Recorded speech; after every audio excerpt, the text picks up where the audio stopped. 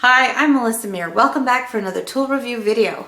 Today's video I'm going to demonstrate and give my opinion on the JoolTool. I've now had this tool for about 2 weeks and I've had just a little bit of opportunity to play with it and I've been having so much fun. My tools are getting a nice high polish, which I've never been able to achieve on a regular polishing lathe before. And there are going to be many more videos coming up.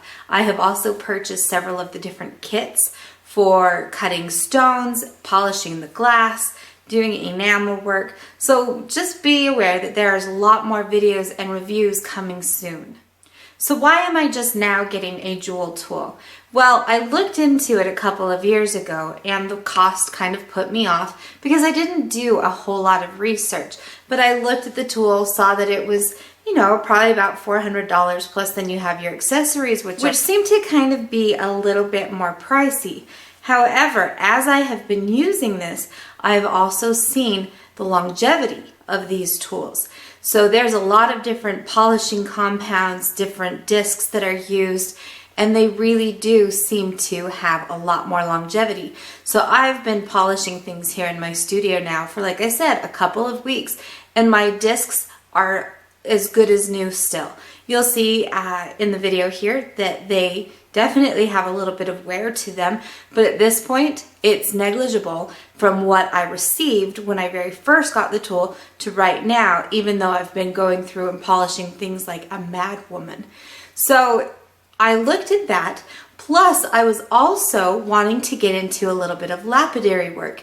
And then once you start pricing out pixies or genies or any of those types of stone cutting and polishing and shaping machines, then you get into really a lot of money. And for a couple of $100 more, I was able to outfit the JoolTool, so not only to polish my metal, but then I can also do stones, and I can do glass and polymer clay and sharpen tools. So there was a lot more, and all of a sudden the cost of this made much more sense if I were to outfit the entire thing and get everything for doing stone setting, any lapidary work, and metal polishing or anything like that. The cost was only $1,300, and that's like full retail. So it was not that bad, especially when I started looking at some of these stone cutting machines that did just stones. So again, once you really start to look at the big picture of things and the longevity of the accessories that you purchase for this, the cost of it became nothing as far as an object. And I have to say, I use this little thing so much more right now than I do my big polishing lathe. It's quieter. It's much smaller, it's a lot more portable, which is what I was really after, as I've got a lot of different workshops coming up around the country. So I needed something that I could go in, clean up and polish metals after working with them on a hydraulic press or doing piercing work or whatever the workshop might entail. And I needed it to be something that I would be able to just tote around either on an airplane, ship easily, whatever the case might be. Plus, when I do some of the workshops, I don't have a lot of space. Well, this takes up less than 1 foot square on a bench top or a tabletop. So that, coupled with the fact that it weighs less than 10 pounds, made it really a no-brainer for me. And I was really hoping that this would be the solution that I needed for these traveling workshops. And I'm very happy to say that for me, it is. So if you've got some workshops coming up with me, be prepared to see this in those workshops because it will definitely be a part of the tools that we will be using. So let's take a look right now what I have and how I'm going to be using this, and I'll give you a couple of different demonstrations and you can then determine and decide what you think. So here you see the toolkit that I purchased. It came with the JoolTool machine itself. So this is the one for metal polishing. So it came with the machine itself. It came with a 120 grit 3M pad, a medium compressed Scotch-Brite pad. This is used for kind of smoothing your metal out. It's a fantastic tool. Came with a felt polishing buff and a cotton polishing buff. Comes with the tape to kind of help protect your fingers, but you can use any number of different things. There's also a bar of Annie's special compound that she uses for polishing. I have to tell you, I really like that thing much more than Zam or Rouge or anything. It seems to be a lot cleaner and it works very well. In addition, it will also come with the green 3M spider wheel. I think this might be a 6 or a 9 micron. I would need to double check, but it does come with this as well. So one of the things I would highly suggest you use, definitely wear your safety glasses, perhaps even a mask. I do not yet have a vacuum for this. That's on my list of things to get. But then you just hook it up into this and it sucks away the compounds and the material as you're using it. And I like this because the spindle is up here, and so it actually just kind of spits your stuff in that direction anyway. So that'll be another future video as I get to that point. So here you can see I have a number of my hammers. So what I want to show you really quickly, like I said, I have never ever been able to get a nice high mirror polish on any of my hammer faces. And this is one of my frets hammers. So I've done one side of my planishing hammer, and you can kind of see this. This is what I started with. It's a little bit dingy, a little kind of dull. It has a nice, this one still has a really nice surface. There's no big dings or anything like that. So I was able to just use the felt polishing wheel right here with the compound, and it cleaned it right up. Again, because there was hardly any surface marring or anything like that. Now, one of the things that I have here is a really cheapy little $5 hammer that I picked up, and I don't even think it was that much. It might have been 2 for $5 over at Target when they have like their spring bins and they've got those little dollar sections.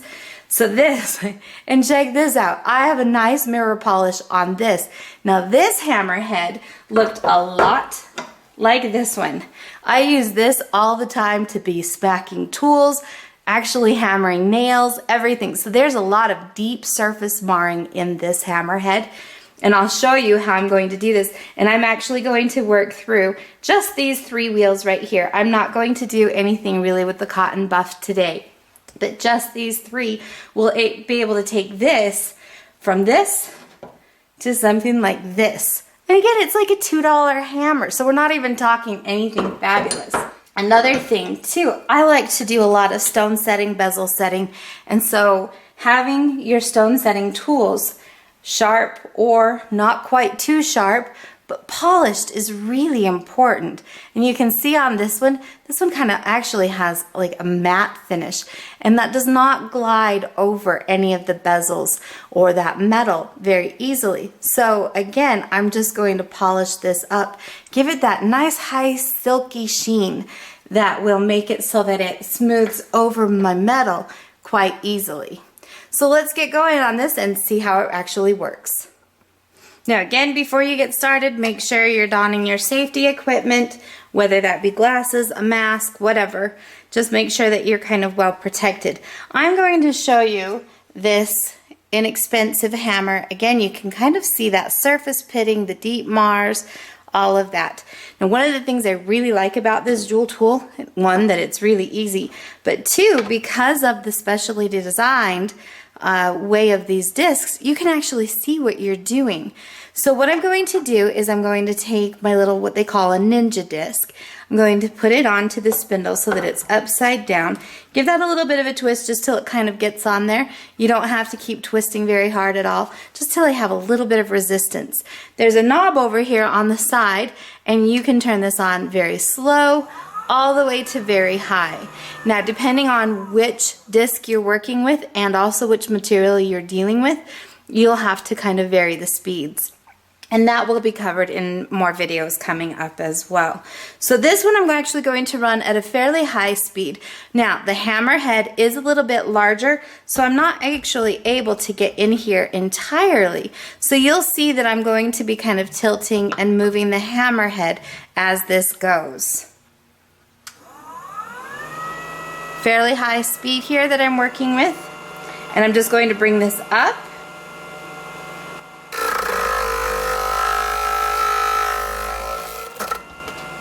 I do want to support this with both of my hands. Hold everything into place.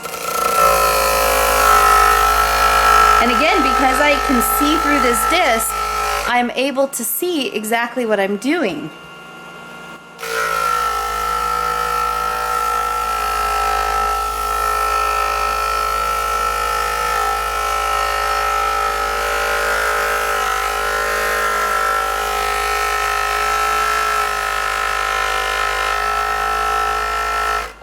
So you can see now I have the hammer head smoothed out. I've taken out all of those deep pits, and it took just a few seconds here.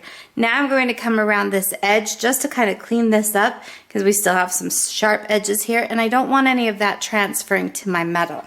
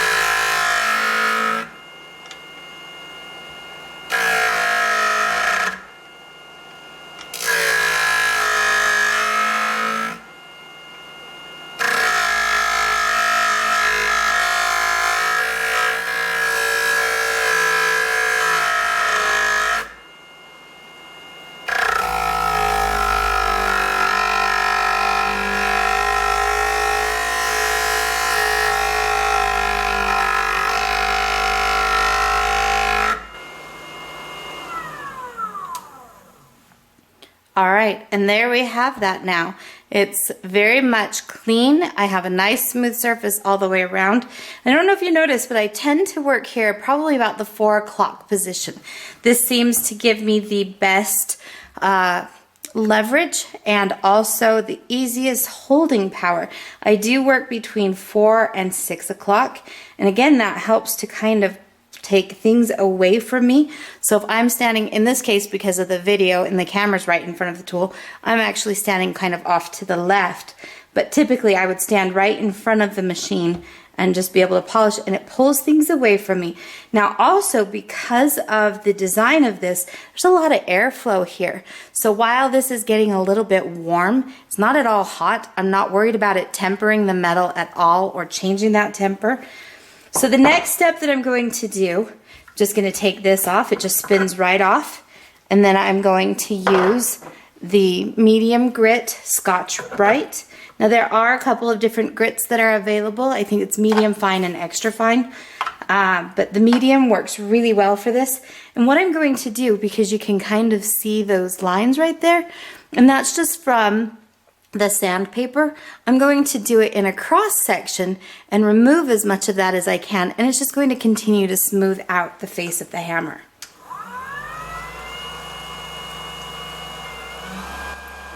Fairly high rate of speed here.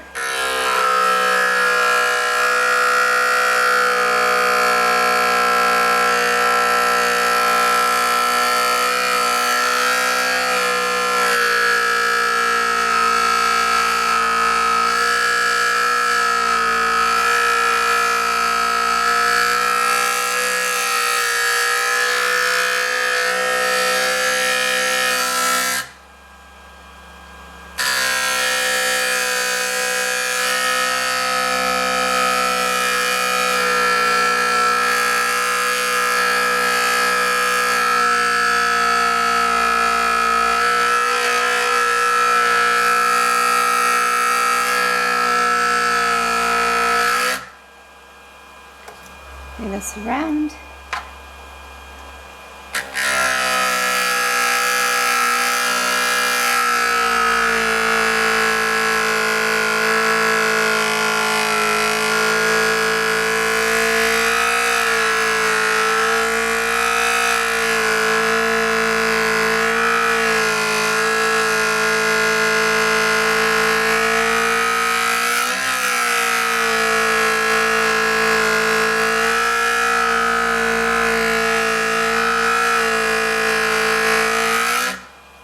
So now you can kind of see that we've got a nice smooth face on this. Again, I'm going to remove this wheel. I'm going to come to our felt buff. I'm going to use a little bit of this compound. So, and it doesn't even take that much, but I noticed that I do tend to put it on a couple of times as I'm going through this. Again, fairly high rate of speed here. Just run it on there really fast.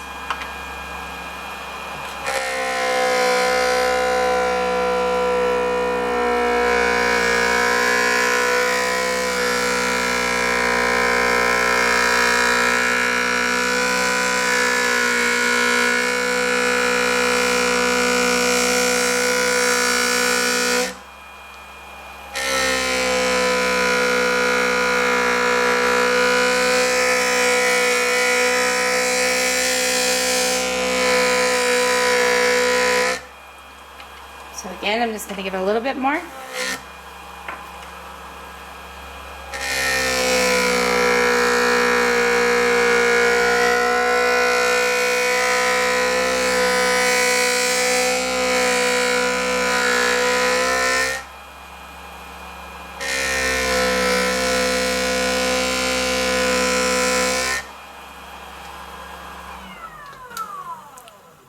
And at this point, I have a very high shine on this hammer face. So in this next example, I want to show how I'm going to resurface this burnisher. Now, my curved burnisher comes to a very sharp point. Sometimes that's desirable and sometimes it's not. I tend to leave a little bit of a sharper point just so that I can burnish the inside of a bezel right against the stone. But a burnisher that is too sharp runs the risk of actually scratching your stone. So in this case, I'm actually going to round that just so slightly. So in order to do that, I am going to start off with my 120 grit. Now if you find that the 120 grit is a little bit too gritty, you can actually purchase, which I have, you can purchase 220, and I believe there might even be another one that's a little bit finer than that. So you have a couple of different options for this, but I just want to just take off just that really sharp point, so it's not going to be much.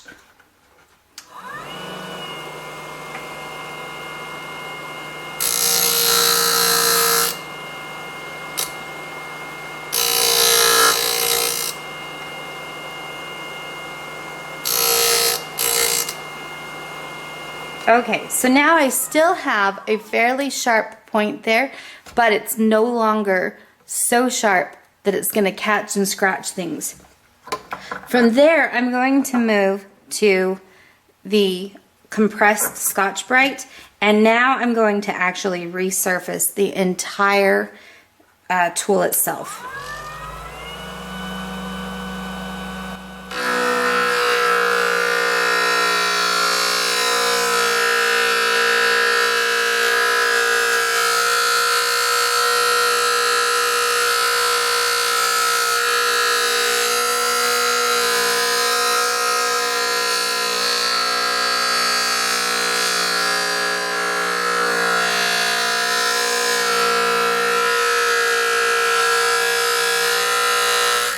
And you can see that I'm just leaving it pretty much in the same place and just allowing that tool to move kind of in and out of there.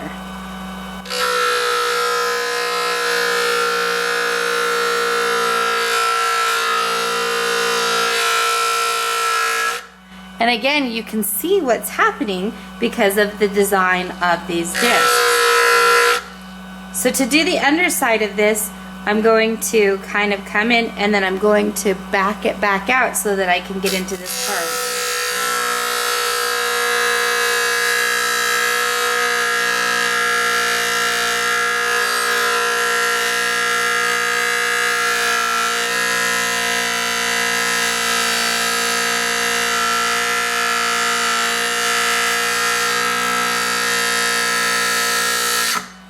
Okay, and I caught the edge there a little bit, so you want to be careful of that. But at this point, everything is nice and smooth and has a very even polish to this. So to give it that nice high shine and that smooth glossy finish, we're going to move back to our felt wheel. Turn it on for fairly high rate again. Give a little bit of the polishing compound.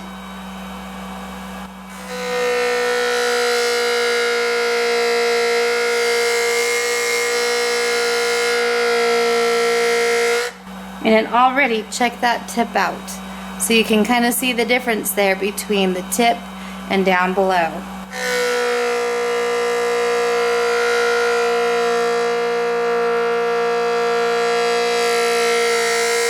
Now I am giving it a fair amount of pressure, so you want to keep that in mind, and as you use the tool, you'll get used to the feel.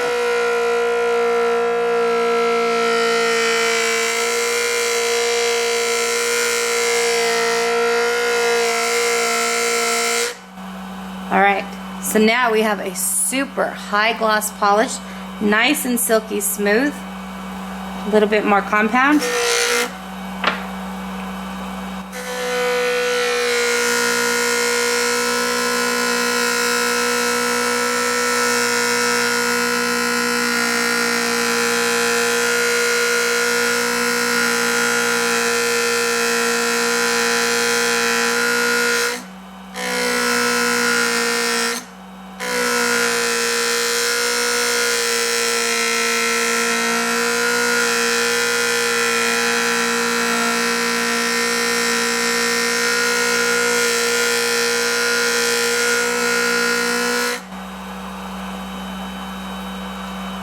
Now at this point, I could easily stop right here. We have a very high shine.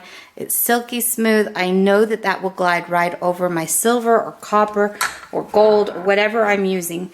However, this one, because of what it is, I am actually going to go to the next level. Now notice the difference in orientation. This is a regular buff that you can use on a polishing arbor. So it is going to take a little different direction. So instead of working underneath, now I'm actually going to be working on the edge or the outside of this.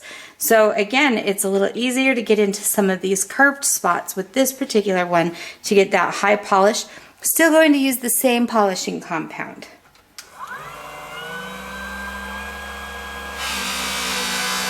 So just load that up on there. And notice that I'm working between like 3 and 4 o'clock here.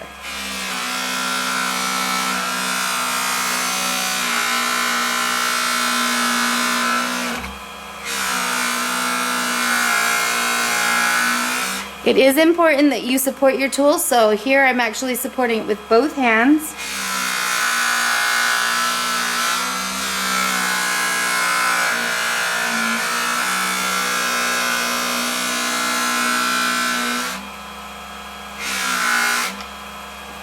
Load this up a little bit more.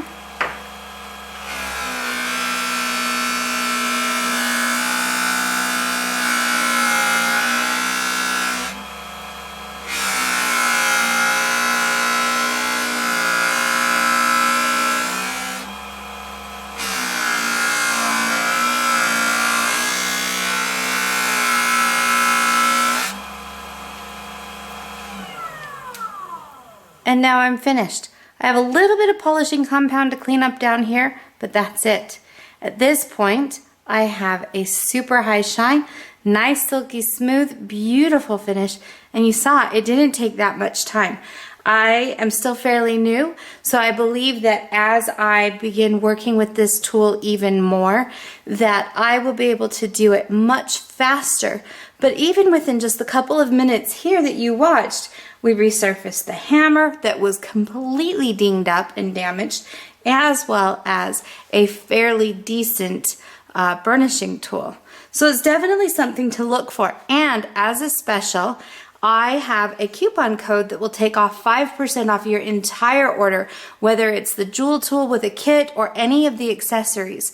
So if you just enter the coupon code MelissaM1 during your checkout process at JoolTool.com, it'll take 5% off of your entire purchase, and that can amount to quite a bit of savings.